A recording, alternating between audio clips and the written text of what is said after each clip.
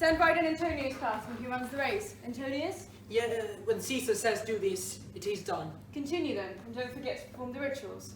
Caesar! Who's calling me? Quiet, everyone! Quiet! Then the crowd is calling me.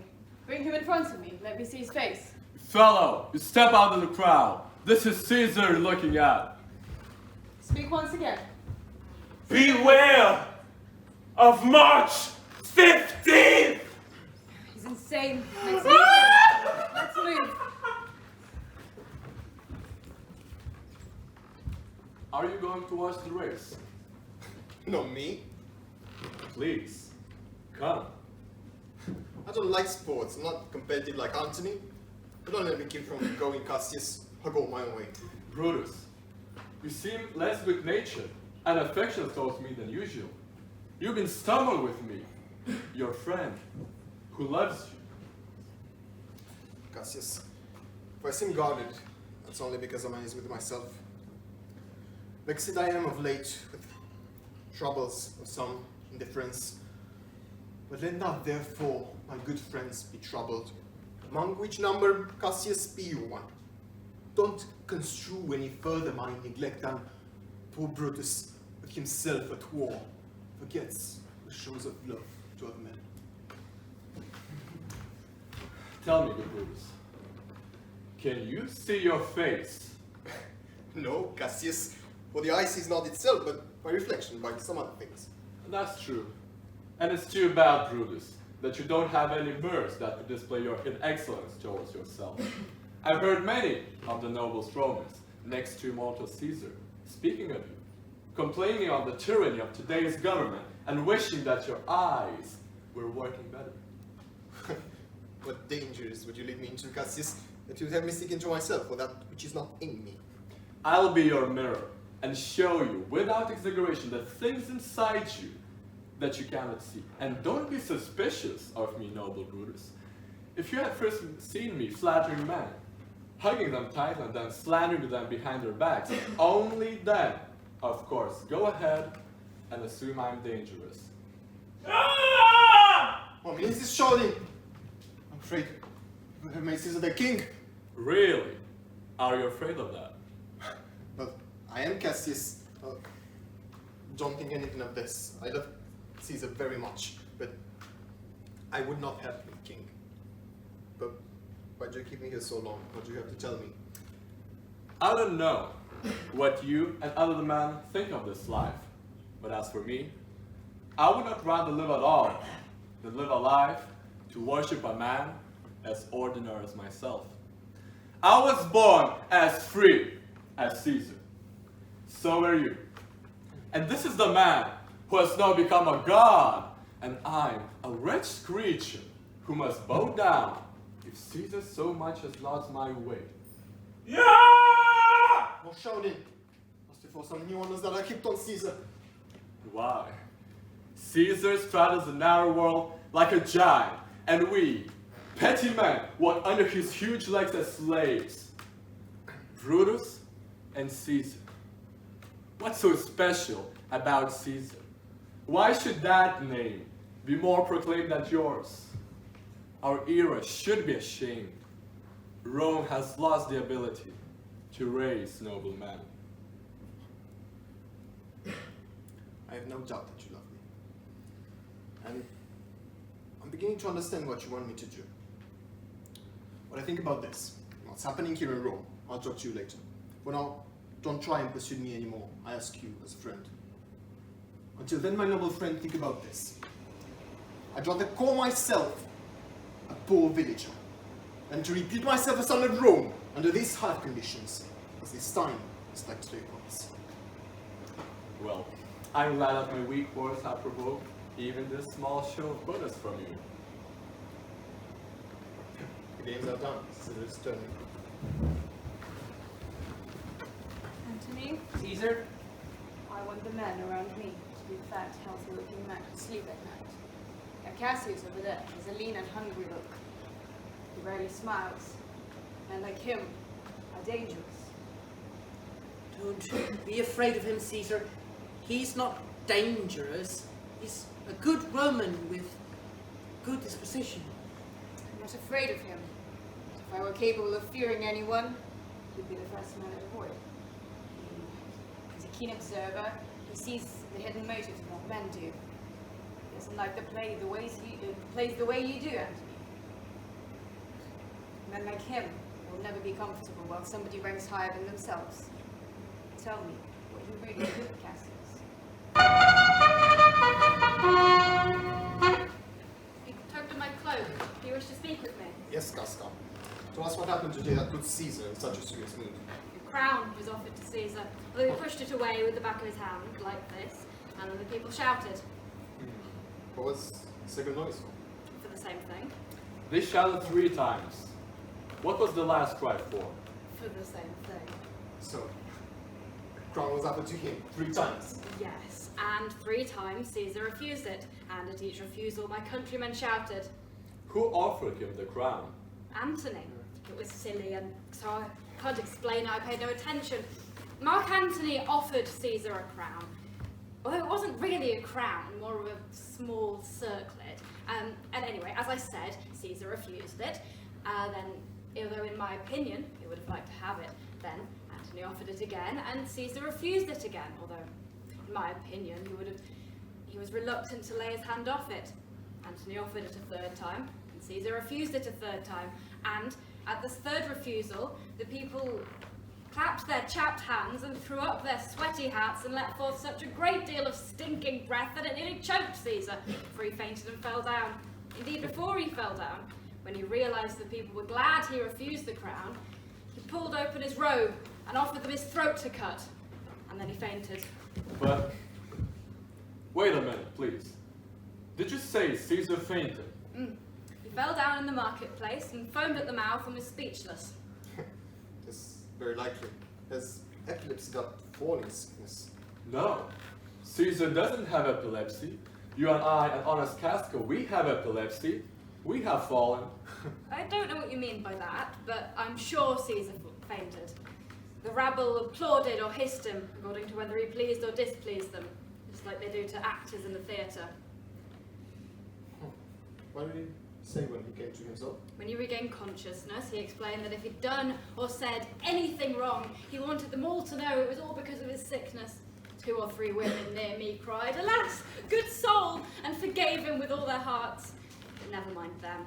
If Caesar had stabbed their mothers, they would have forgiven him. After that, he came back here looking so serious. Yes.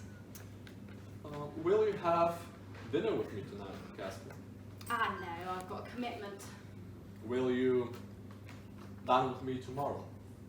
Yes, if I'm still alive, and you're still sane, and your dinner is worth eating. Good.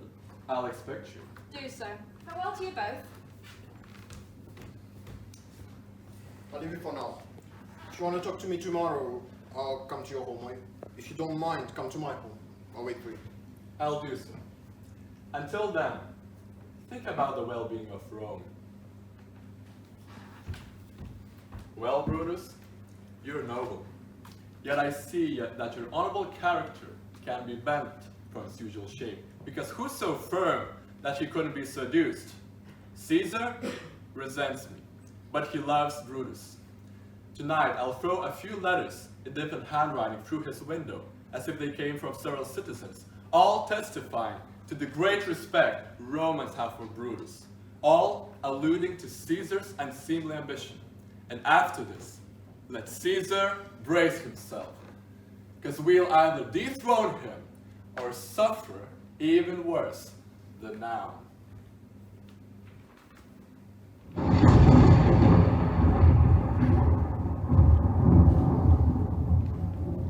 Cassius, what a night this is. Whoever saw the heavens threaten like this? Right this minute, Cask, I could name you a man who's just like this dreadful night. A man no mightier than you or I in ability, yet grown as huge and frightening in power as tonight's strange happenings. Indeed. They say the Senate plans on giving Caesar a crown tomorrow. I know. He wouldn't be a wolf if the Romans did act like sheep. He couldn't be a lion if the Romans weren't such an easy prey. Rome has become complete trash Nothing but rubbish and garbage when works to light the ambitions of someone as worthless as Caesar. But I might be speaking to someone who wants to be a slave, in which You're case... talking to Casca, not to some smiling, two-faced tattletale. Say no more. Give me your hand. If you're joining together to right these wrongs, I'll do as much as any one of you. Now, let me tell you, Casca, I have already convinced some of the noblest Romans to join me in an honorable but dangerous mission. You and I will go see Brutus at his house before sunrise. He's 3/4 on our side already, and we will win him entirely in this meeting. Nah, the people love him well. Things that would look bad if we did them, he could do and look virtuous. Just like an alchemist turns worthless tin to gold. You're absolutely right about how much we need Brutus. Let's go. We want him on our side before daylight.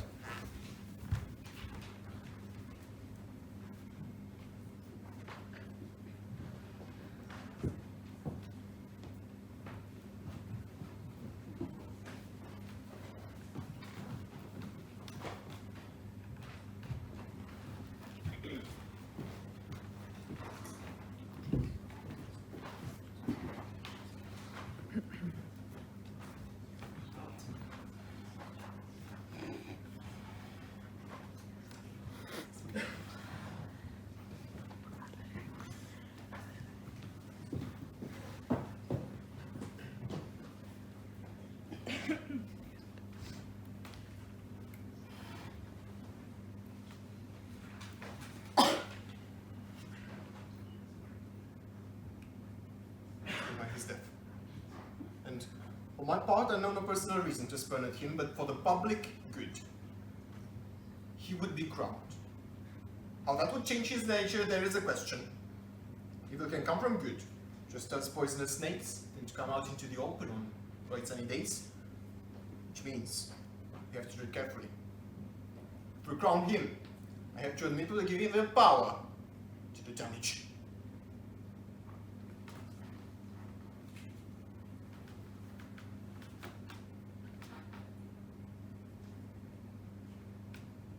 The abuse of greatness is when it disjoins remorse from power.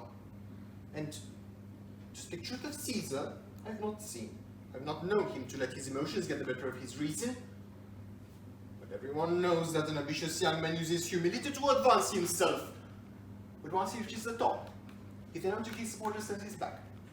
He reaches for the skies while scorning those who have helped him get where he is. His position is furthered. His character will fulfill his predictions. And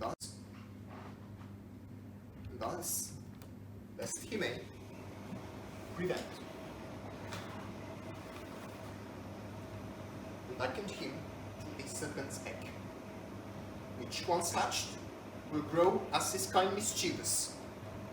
So we must stay wary, kill him in the shell.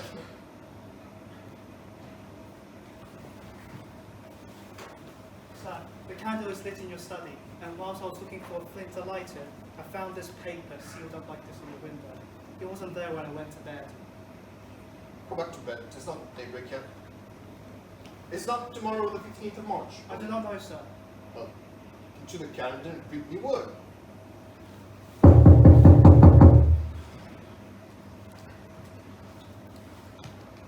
The meteors whizzing in the sky are so bright that I can read by them. Yourself sleeps. Awake and see thyself. Such investigations have often been dropped where I could find them. That's where I'm going to. What does this mean? Will Rome submit to one man's power? Speak, strike, fix it. Speak, strike, redress. Am I entreated to speak and strike? O Rome, I promise thee. If you are meant to receive justice, you receive it by Brutus' hand.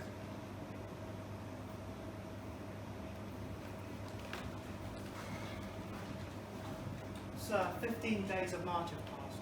Just do. Somebody knocks.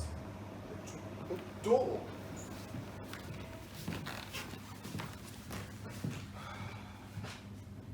I haven't slept. The Castles started turning against Caesar. And then you decide to do something. The moment you actually do it, all the interim feels like a phantasmal or hideous dream.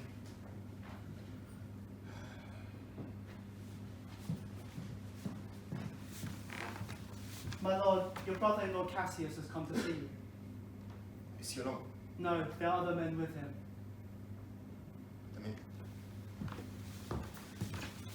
conspiracy. Shame to thee to show thy dangerous brow by night. Good morning, Brutus. Are we bothering you? I have been up this hour, awake all night. Do I know these men who come along with you? Yes, every one of them. There isn't one of them who doesn't admire you. And each of them wishes you had as high of opinion of yourself as every noble Roman has of you. Oh, it is good. You're all welcome. What worries had kept you all awake tonight? Can I have a word with you? Does not the sun rise through the yonder window? No. Here, the sun rises, and a few months from now, it'll rise further towards the north, here. And the capital lies due east, over there. Give me your hands, all over, one by one. Let us swear to our resolution. No, that's enough. Don't spoil the justness and virtue of our endeavor by thinking we need a binding oath. The sad faces of fellow men, the suffering of our own souls, and the corruption of the present times aren't enough to motivate us. Let's break it off now and each man to his idle bed. Then we can let this ambitious tyrant continue unchallenged until each of us is skilled at his whim. But if we have the reasons, are strong enough to ignite cowards into action, then countrymen, what else would we possibly need to spur us into action? Should we only go after Caesar? Good point, Casca.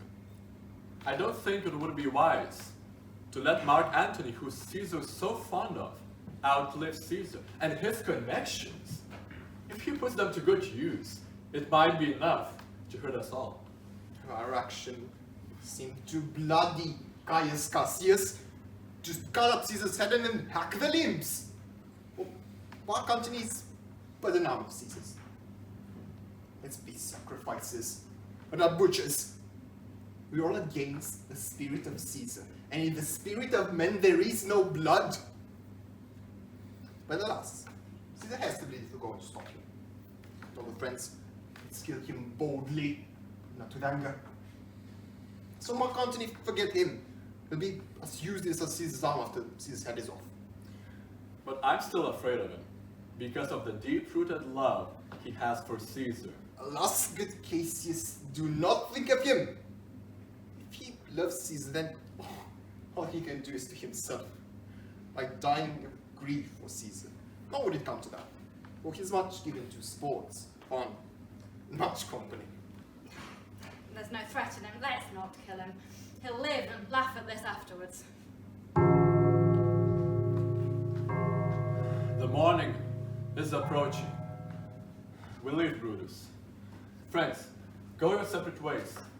And all of you remember what you said and prove yourselves to be true Romans. Brutus! Gentlemen, look like you're rested and happy. Carry yourselves like Roman actors with cheerful spirits and welcome those faces. And so, good morning to you all. For sure. But me now, but for Rice now. Just not good for your health to expose your weak body to the raw cold morning. It's not good for your health either. You rudely snuck out of bed. And last night at dinner, you got up abruptly and paced back and forth with your arms crossed, brooding and sighing. I asked you what the matter was, and you gave me a dirty look. I asked you again, and you scratched your head and stomped your foot impatiently. I still insist on knowing what the matter was, but you refused to answer me, instead giving me an angry wave of your hand and telling me to leave you alone. So I left, afraid of further provoking anger that was already inflamed, but still hoping it was merely moodiness which everyone is affected by once in a while.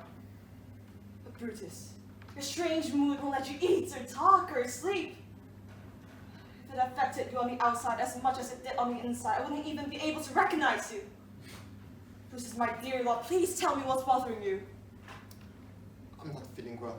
That's all. Good boy should go to bed. Are you sick? And is it healthy to walk uncovered and breathe in the dampness of the morning? You're sick, and yet You sneak out of your warm bed and let the humid and disease-infested air make you sicker. No, Brutus. You have sickness within your mind, which by virtue of my position I deserve to know about. And on my knees I urge you, by my once praised beauty, by all your vows of love and that great vow of marriage which made the two of us one, you should reveal to me who is this half of yourself, what's bothering you, and who are those men visited tonight. No, Portia, don't kneel. I wouldn't have to if you were acting nobly. Tell me, Brutus, as your wife, aren't I supposed to be shared the secrets of your heart? Am I only part of you in the limited sense I get to talk with you, sleep with you, eat with you sometimes? Oh, you're as my true and honorable wife, as dear to me as the blood that flows to my said heart. If that were true, then I know your secret. I admit I'm only human, but nevertheless I am the woman Lord Brutus took as a wife. I admit I'm only human, but I'm still part of a noble family. I am Cato's daughter. Do you really think I'm not strong enough having to handle such a father and such a husband? Tell me your secrets, Brutus. I won't betray them. Good Portia, I'll explain everything to you, and I'll explain all the reasons for my sad face. What? Who's that knocks?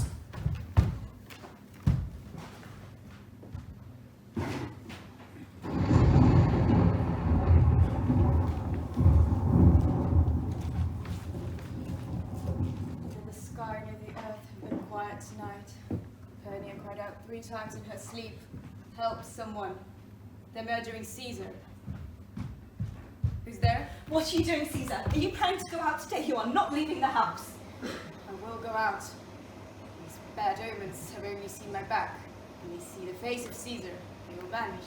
Caesar, I never believed in omens, but now they frighten me. A servant told me the night watchman saw horrid sights too, but different ones from what we heard and saw. A lioness gave birth in the streets, graves cracked open and thrust out their dead. Fierce, fiery warriors fought in the clouds in the usual formations of war, ranks, squadrons, until the clouds trickled blood onto the capital. The noise of battle filled the air, and horses neighed and diamond rode and ghosts shrieked and squealed in the streets. Oh, Caesar, these things are beyond anything we've seen before, and I'm afraid. These bad omens apply to the world in general, as much as they do to me, so I will go out. When beggars die, there are no comets in the sky. The heavens only announce the death of princes. The brave experience death only once. The ones who fear die many times before their death. Of all the strange things I've ever heard, it seems the most strange to me that men fear their death. The death, which can be avoided, will come whenever it wants. What do the priests say? They say that you shouldn't go out today. They pulled the guts of a sacrificed animal and couldn't find its heart. The gods do this to test my bravery. They say I'd be an animal without a heart if I stayed home out of fear today. So I won't. Danger knows I'm more dangerous than he is. We're 2 lions born in the same day, in the same litter, and I'm the older one and more terrible. I will go out. Alas, my lord, your conscience is getting the better of your wisdom. Don't go out today. Stay inside and say that it's my fear that's keeping you inside and not your own. We'll send Mark Antony to the Senate House. He'll say that you're sick today. All right. Mark Antony will say I'm sick, and to please you, I'll stay home. Hail Caesar! Good morning, worthy Caesar. I've come to take you to the Senate House. You've come at a good time, so you can convey my greetings to the senators and tell them I won't come today. It wouldn't be true to say that I can't come, and even less true to say that I don't dare come. I simply won't come today. Tell them so, Gasca. Say he's sick. Would I send in a lie? Have I accomplished so much in the battle, but now I'm afraid to tell someone to know the truth? Most mighty Caesar, give me some reason so I won't be laughed at when I tell them so. The reason is that's what I want. That's enough for the Senate. For your private satisfaction, because I love you, I'll tell you. Calpurnia, my wife, is keeping me at home. She dreamed she saw a statue with 100 holes in it, like a fountain with pure blood flowing from it, and many happy Romans came smiling and washed their hands in it. She takes these signs for warnings and predictions of terrible events to come, and on her knees she begged me to stay home today. Most mighty Caesar, this dream has been interpreted all wrong. It was a good and lucky vision. statue spouting blood through many holes means that you will provide Great Rome with sustaining blood, and that many men will come and get tokens of good fortune from your holy blood. This is what Calpurnia's dream means. You've offered an excellent interpretation. I will when you hear the rest of what I have to say. The Senate plans on giving Great Caesar a crown today. If you send word that you won't be going, they might change their minds. Besides, someone's likely to joke, adjourn the Senate until another time when Caesar's wife has had better dreams. How foolish. You're facing now, Calpurnia. I'm ashamed I yielded to them. Give me my robe because I'm going.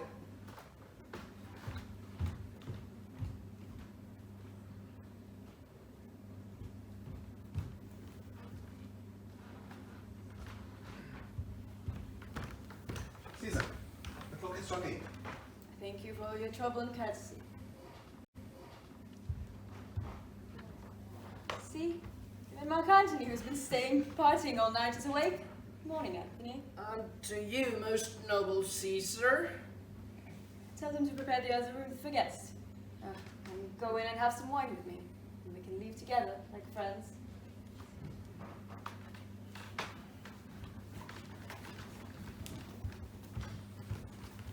We're now on the like friends of Caesar.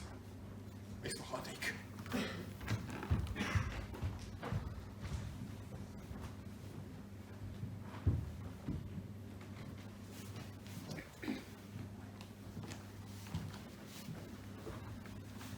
Boy, I beg you. Run to the Senate house. Don't stay to answer me. Get going. Why are you still here? My lady, what shall I do? Go to the capital and do nothing else, and then return to you and do nothing else? Yes, run to the Senate and see if my husband is looking all right, because he was sick when he left. Pay attention to what Caesar does and what men are close to him. Listen, boy. What's that noise? I do not hear anything. I beg you, listen carefully. A noise like a scuffle. The wind brings up from the capital. Brutus has a claim that Caesar won't grant. Oh, I feel faint. Run, Lucius. Speak well of me to my lord. Say that I'm happy.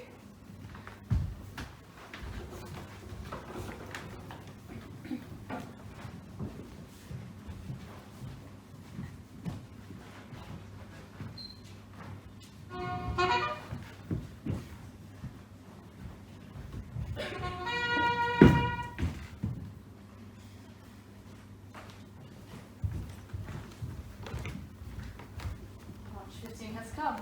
Yes, Caesar. But it hasn't gone yet! It hasn't gone yet! Most high, most mighty, and the most powerful Caesar, I kneel before you with a humble heart. I have to stop you, Cena. His kneelings and humble courtesies might excite ordinary men. Don't be so foolish as to think you can sway me from what's right by using the tactics that persuade fools. I mean this flattery, low bows, and puppy-like fawning. Your brother has been banished by decree. By kneeling and begging for him, you are making fool out of yourself. Is there no voice worthier than mine to ask Caesar to repel my brother's banishment? I to kiss your hand, but not in flattery, Caesar. I ask you to repeal his banishment immediately. What? You too, Brutus? Pardon him, Caesar, pardon him. I fall to your feet to beg you to restore his citizenship. If I were like you, if I could beg others to change their minds, begging would convince me too. But I'm as immovable as the northern star, as stable in stationary qualities of no equal in the sky. The world is full of men, and men are flesh and blood. They are capable of reason. Yet out of all of them, I know only one who's unassailable, who never moves from his position. Samba was banished by decree. If you kneel and beg and flatter for him, it will never change my mind. O Caesar, Oh, stop, would you try to lift Mount Olympus? great Caesar, Hand, speak for me! What? You too, Brutus? liberty, freedom, Caesar. tyranny is dead. Run and proclaim it into the streets. People in Senatos, Don't be afraid. Don't run away. Only Caesar had to die for his ambition. People run and cry in the streets there were doomsday. Or go to the platform, stay close together in case someone close to Caesar tries to... Where's Sanchi? He went home. Shocked. The man who shortened his life by 20 years cuts off so many years of worrying about death. So then, death is a gift. And we are Caesar's friends. For we done him a service or by shortening his time spent fearing death. Kneel, Romans, kneel. Let's wash our hands up to our elbows in Caesar's blood and smear it on our swords.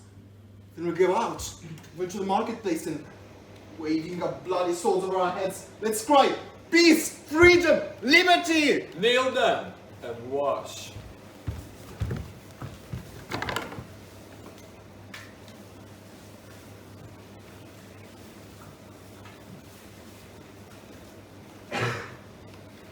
How many years from now will this heroic scene be reenacted in countries that don't even exist yet, and in languages not yet known? We will be hailed as the man who gave this country liberty. Well, should we go out? Yes, every man forward. Brutus will lead, and we'll follow him with the boldest and best hearts of Rome. Oh, wait a minute. Who's coming? Your friend Antony's. If Brutus will swear that Antony can come to him safely and be convinced that Caesar deserved to die, then he will follow the steps of the noble Brutus through this difficult, unprecedented state of affairs. That's what he says. Antony is a wise and honorable man. I never thought any less of him. Tell him, if he comes, I explain everything to him, and on my word, he won't harm me. Again. I know he'll be on our side. I hope we could count on him, but I still fear him, and my hunches are usually accurate. Welcome, Mark Antony. Almighty Caesar, do you lie so low? Have all your triumphs, glories, achievements, victories come to so little? Farewell. Gentlemen, I do not know what you intend to do. Who else do you intend to kill? Who else you consider corrupt? If you have any grudge against me, I beg you to kill me now, while your stained hands still reek of Caesar's blood. There's no place but what died than here by Caesar. Oh, Antony, don't beg us to kill you. But we may seem bloody and cruel right now without bloody hands, and this deed we've done. We've only seen our hands. And their bloody business. We haven't looked into our hearts. We are full of pity for Caesar, but a stronger pity for the wrongs committed against Rome. Draw rather pity for Caesar. For you, swords have blunt edges, to dare to harm you, Mark Antony. Arms which can be strong and cruel, and our hearts, filled with brotherly love, embrace you with kind love, good thoughts, and reverence. And your vote will be as strong as anyone else in the reordering of the government. But just wait until we've calmed down the masses, which are beside themselves with fear. Then I'll explain to you why I, who loved Caesar even while I stabbed him, have taken this course of action. I do not doubt your wisdom, gentlemen. It is true that I love you, Caesar. Nothing could be truer. If your spirit is looking down upon us, it must hurt more than even death to see your Antony making peace, shaking the bloody hands of your enemies. Well, oh, forgive me, Julius. Oh, Mark Antony. Pardon me, Caius Cassius. Even Caesar's enemies would say the same. I don't blame you for praising Caesar like this, but what agreement do you intend to reach with us? Will you be counted as our friend, or should we proceed without depending on you? Indeed, I took your hands in friendship.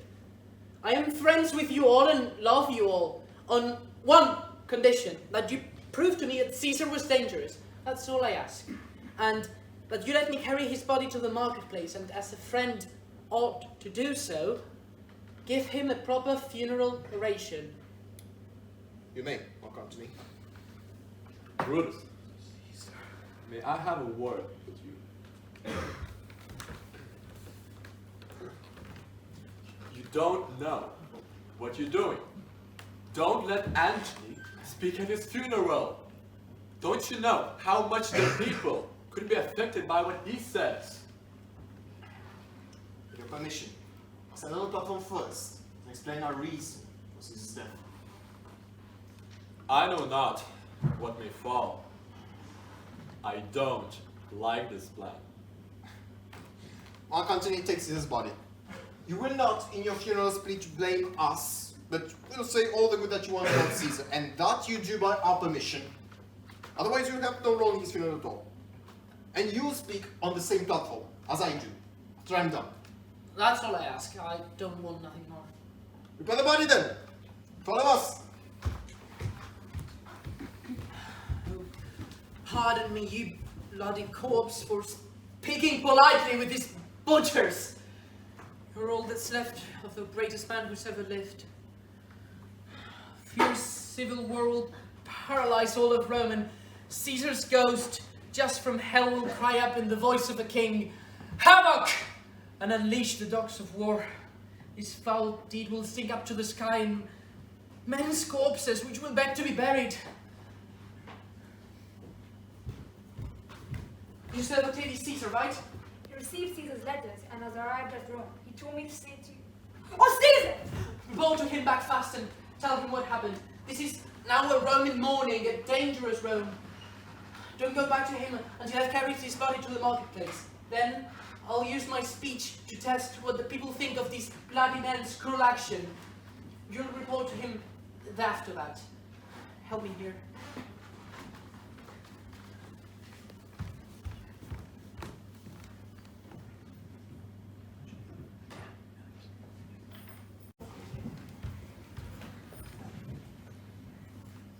Romans, countrymen, and friends, listen to my reasons and be silent that you may hear.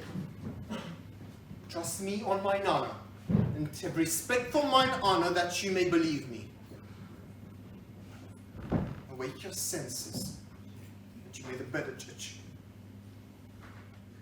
If there be anyone in this assembly, and be a friend of Caesar's, to him I say that Brutus' love for Caesar was no less than his. If then that friend demands why Brutus rose up against Caesar, this is my answer. Not that I loved Caesar less, but that I love Rome more. Would you rather that Caesar were living, to die all slaves, that Caesar were dead, to live all free men? As Caesar loved me, I weep for him. As he was fortunate, I rejoiced it. As he was valiant, I honor him, but as he was ambitious, I slew him. There is tears for his love, joy for his fortune, honor for his valor, and death for his ambition. Who here disobeys that will be a slave? There are any speak. For him have I offended. No one, Brutus, no one! Then none have I offended. I have done no more to Caesar, and you shall do to Brutus. The reasons for his death are recorded in the Capitol.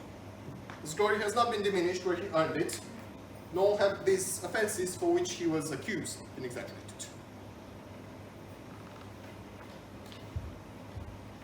Here comes the body, worn by Mark Antony, who, though he had no part in the killing, will benefit from his death by receiving a share in the Commonwealth, as you all will. With these words I leave. Just as I killed my best friend for the well-being of Rome, I have the same dagger for myself, which shall please my country to need my death. Live, Brutus, live, live!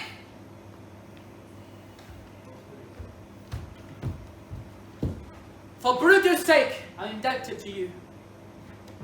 Friends, Romans, countrymen, lend me your ears. I have come to bury Caesar, not to praise him. The evil that men do leaves after them. The good is often buried with them. So, let it be with Caesar. The noble Brutus hath told you Caesar was ambitious. If it were so, it was a grievous fault, and grievously hath Caesar paid for it. Here, under leave of Brutus and the rest, for Brutus is an honorable man. So are they, all honorable men. Come I to speak in Caesar's funeral. He was my friend, faithful and just to me. But Brutus says he was ambitious, and Brutus is an honorable man.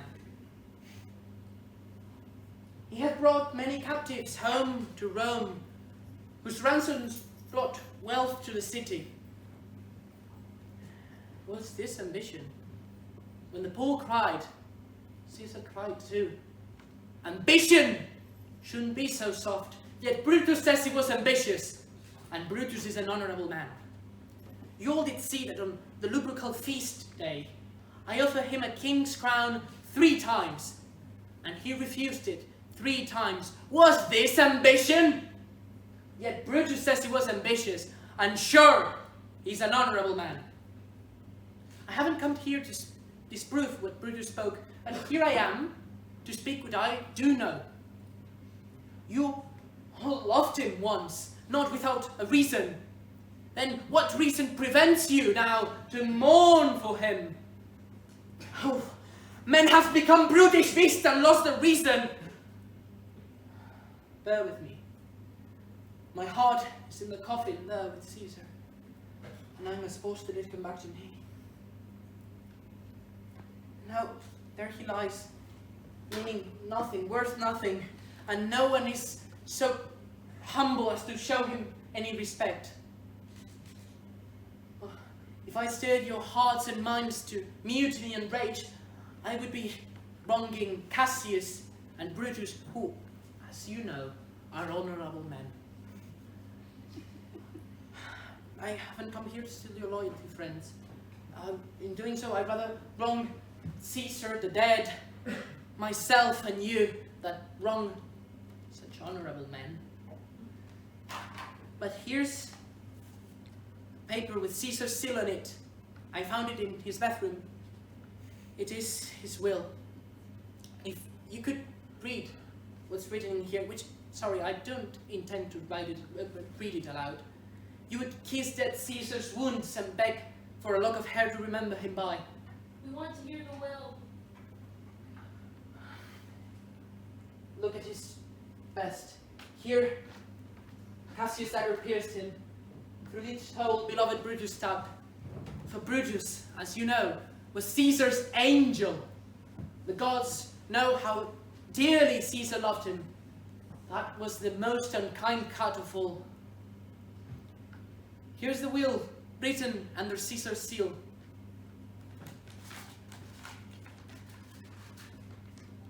To every Roman citizen he gives, to each individual man, 75 drachmas. He's left you his walkways, his newly planted gardens and orchards on this side of the Tiber River. He's left you, to you and your heirs forever, public pleasures in which you will be able to stroll and delight. Here was a Caesar. When will there be anyone like him? Oh, noble Caesar. Good friends, sweet friends, don't let me stir you up to sudden mutiny. I haven't come here to steal your loyalty, friends. I'm, as you know, a plain, blunt man who loved his friend.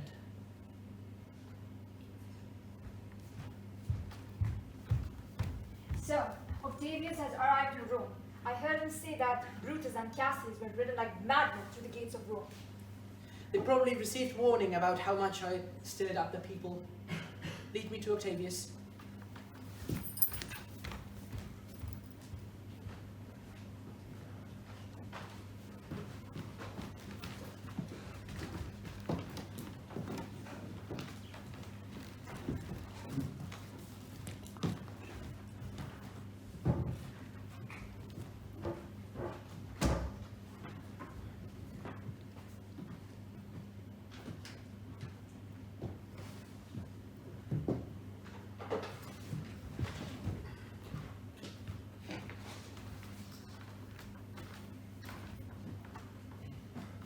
Hold. Hold. Pass the other along. Most noble brother, you have done me wrong. Oh, let the gods judge me. Let me shoot even my enemies. So how could I possibly wrong a brother? First of all, Calm down, Cassius. Let's not argue here in front of our armies, which ought to see nothing but love between us. We know each other well. In my tent, you can elaborate on whatever your complaints. I'll listen.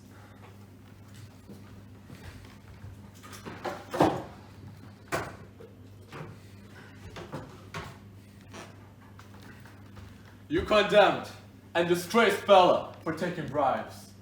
And you ignored my letters, where I argued that he was innocent. I know the man. Oh, I'll tell you, Cassius. You yourself have been called greedy and accused of giving your positions away to undeserving men in exchange. Me? Greedy? You know, if you were anyone other than Brutus, that speech would be your last. The name of Cassius gives credit to those corrupt actions, and so they go unpunished. Unpunished! Remember March! March 15th, remember. Did not great Caesar bleed for justice' sake?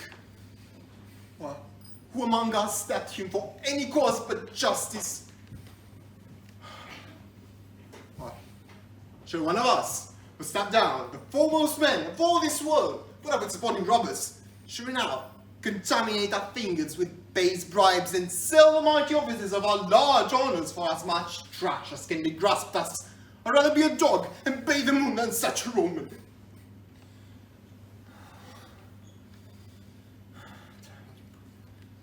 Approval. That is not the way you do that. Oh.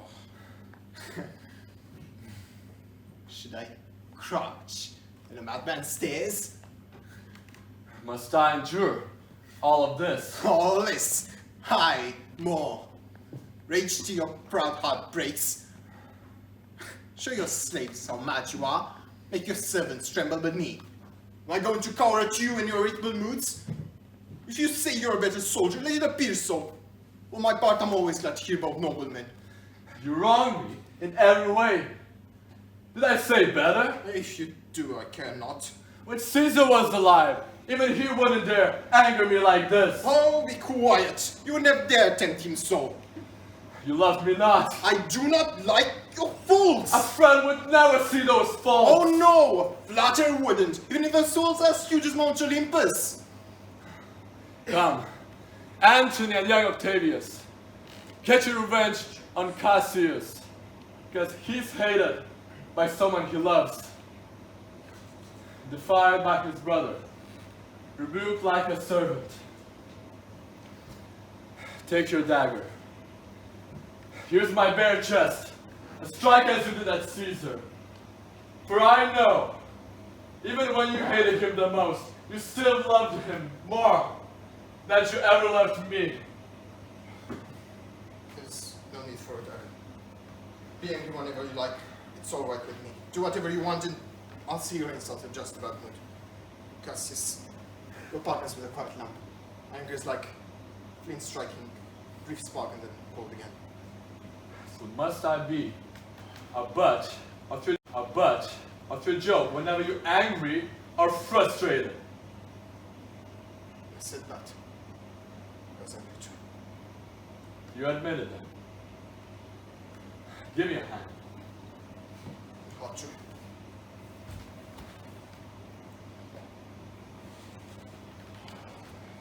Lucius, bottle of wine.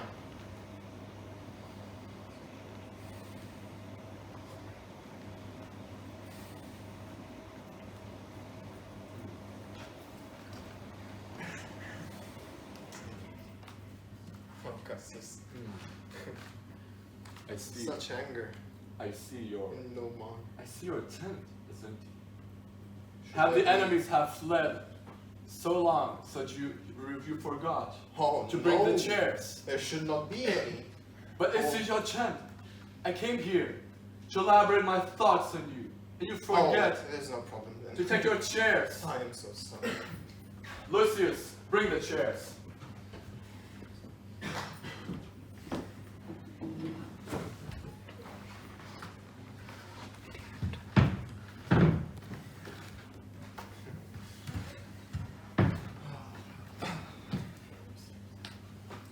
I did not think you could be so angry. Oh, Cassius, I'm sick of many griefs. Your philosophies can lead you down many avenues of sorrow. No man bears sorrows better. She's dead. Portia, She's dead. how did you manage not to kill me when we just argued? What a grave loss! What sickness did she die of? She was worried about my absence and about the fact that Antigonus and Mark Antony had grown so strong. She became full of despair. And when her attendants were away, she swallowed burning coals. Mortal gods! Speak no more of her. With this toast, I bury all bad feelings between us, cases. Fill my cup, Lucius, until the wine overflows. I cannot drink too much of Brutus' love.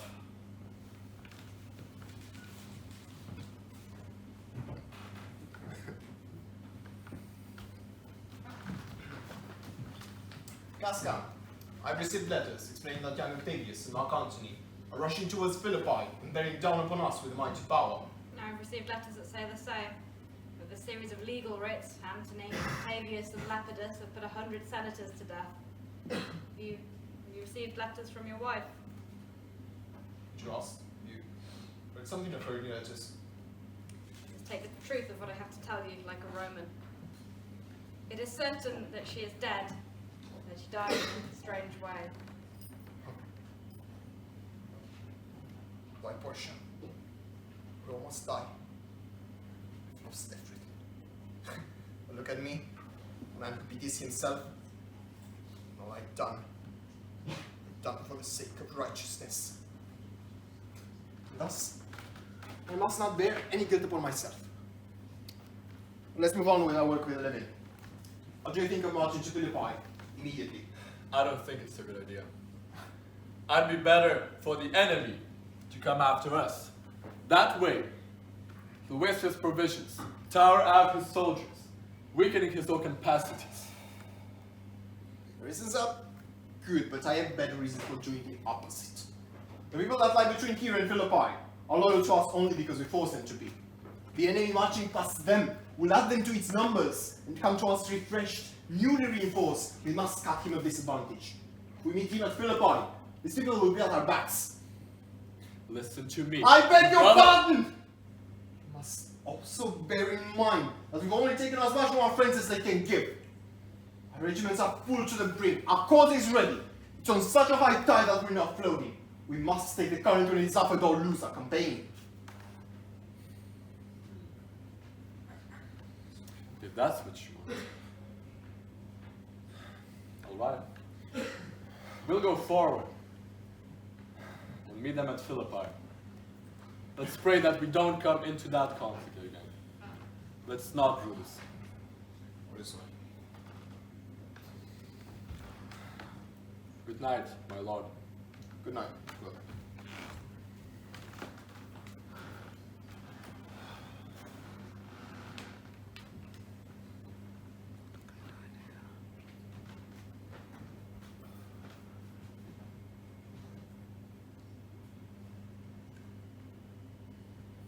Tonight, he says, what else will we stir up?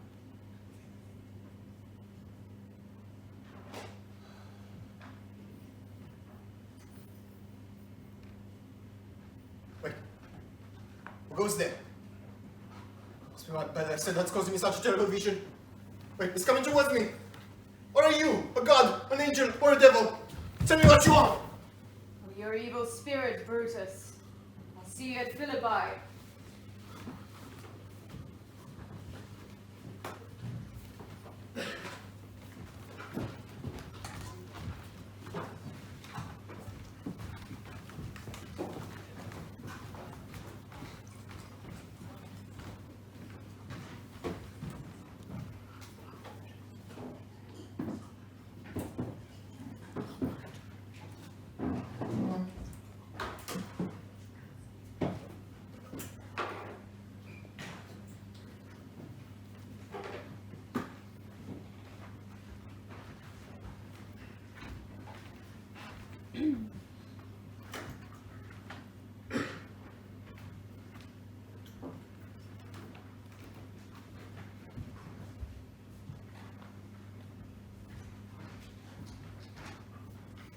Come, Anthony. It seems our prayers have been answered. You said the enemy wouldn't come down but keep to the hills and upper regions. It seems not. Their forces are nearby. They intend to challenge us here in Philippi, responding to our challenge before we've even challenged him.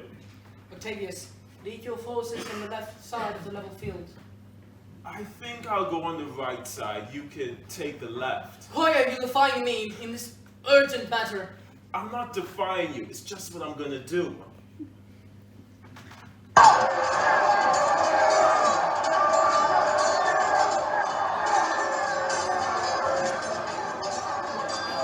Stop. You want to talk? Mark Anthony, shall we give the signal of attack? No, Octavius Caesar. We'll respond to a charge.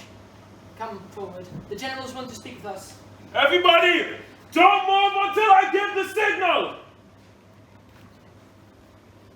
Words before fighting. Is that how it is, countrymen? Not that we love words more than fighting like you, Brutus. Good words are better than bad strokes, Octavius. Oh, Brutus, you give a nice speech along with your evil strokes. Think of the hole you made in Caesar's heart when you cried, "Long live Caesar! Hail Caesar!" Antony, we don't yet know what kind of blows you can inflict, but your words are sweet as heaven. You have stolen from the beasts and left them with nothing. Villains, you didn't even do that much. When you hacked up Caesar's sides, you smiled like apes and fawned like dogs and bowed like servants, kissing Caesar's feet, and all the while damn Casca, like a coward, struck Caesar from behind on the neck. Oh, you flatterers! Flatterers! Now, Brutus, you have only yourself to thank. Antony wouldn't be here to offend us. Come. Let's not forget why we're here. Look, I draw my sword against conspirators. When do you think I'll put it away? Not until Caesar's 33 blows are well avenged, or until I too have died by you. Oh, Caesar, you're not going to be killed by a traitor, that is, unless you kill yourself. Well, I hope so. Because I wasn't born to die on your sword. You know, if you were the noblest of your family, young man, you couldn't die more honorably. An annoying schoolboy. Unworthy of such an honor.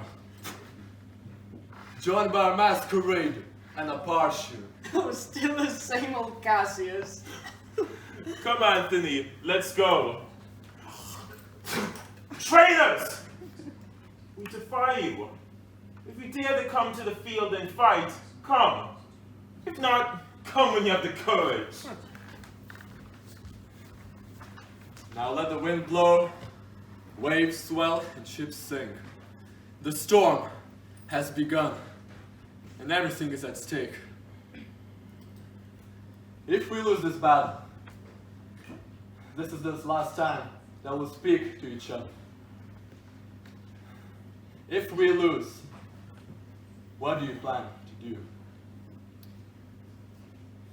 By the same principle that made me condemn Cato for committing suicide. Plan to be patient and submit to what the gods decide. I don't know why, but I find it vile and cowardly to kill for oneself early to prevent possible suffering later on. And if we lose this battle, you'll be willing to be led in chains through the streets of Rome. Oh no, Cassius. I can't imagine I'll ever return to Rome in chains. My mind is too great for that. But today, the work that March 15th began must end. And I don't know if we'll ever see each other again. Before, accept my everlasting farewell. Forever and ever, farewell, Cassius. This parting was well done. Forever and farewell, Bruce. If we meet again, we'll smile indeed. If not, it's true. This party was well done.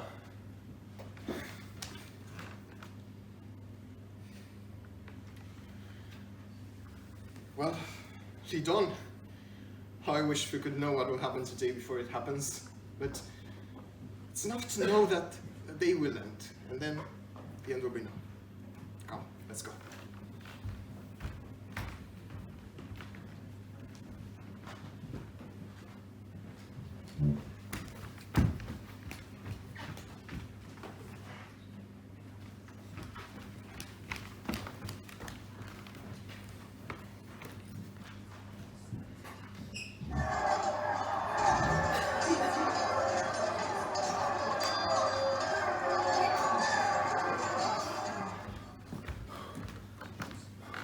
Look, those villains are soldiers to me. I become an enemy to my own soldiers. Oh, Cassius, Brutus gave the order too soon. Having an advantage over Octavius, he took it too eagerly, and his soldiers began looting, and now we are surrounded by Antony's men. This hill is far enough. Look, those my tents on fire. They are, my lord. Come here, boy. I took you prisoner in Parch, and at that time, I made you swear to try to do whatever I ordered you, except take your own life. Come now, keep your oath. Now I will be a free man. Take this good sword, and shot through Caesar's bowels, and plunge it into my chest.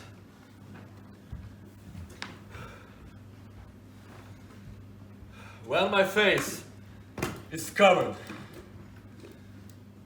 as it is now, use the sword.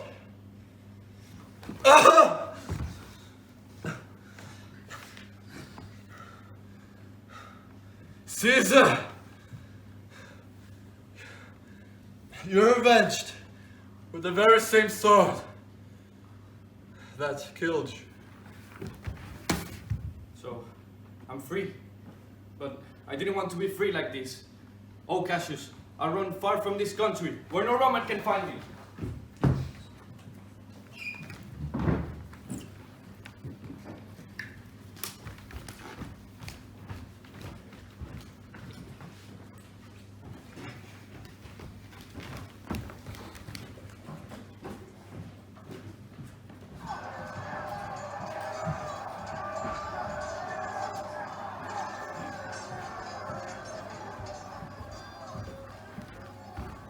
He's been killed.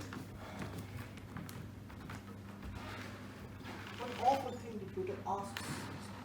To kill him. Look, he's meditating on what to do. Caesar, you're still powerful. Your ghost roams the earth and turns our souls towards our own stomachs.